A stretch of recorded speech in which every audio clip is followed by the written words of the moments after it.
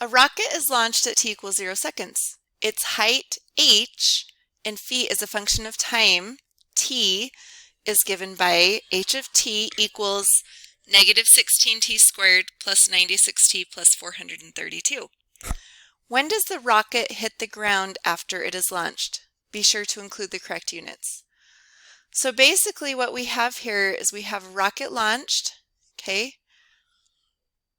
and it hits the ground at some point. And so that's what it's asking us, is how much time has passed. So this will be t, how much time has passed when the rocket hits the ground right here. That's what we're solving for. Now we know h is the height. So what is the height when it hits the ground? Well, we can see here the height's 1, -1. So right here the height would be 0. Okay?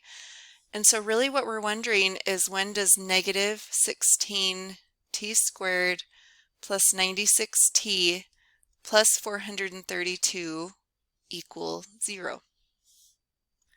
So first thing I'm going to do is look for a greatest common factor and see if we can make this a little bit simpler. So let's check all of these and see if they will divide by 16.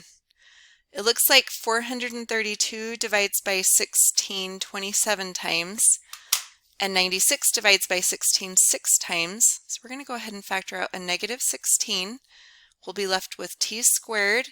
Now because we're factoring out a negative, it makes everyone change signs. So t squared minus 6t minus 27 equals 0. Now let's go ahead and factor this. We want factors of negative 27 that add up to negative 6. So negative 9 and 3. Negative 9 times 3 equals negative 27. Negative 9 plus 3 equals negative 6. So we'll have t minus 9. T plus 3 equals 0. We want to solve both of these, so t minus 9 equals 0. Add the 9 to both sides. So t equals 9, or t plus 3 equals 0. Hopefully you're seeing on this one, this one will not be our answer because it's negative 3.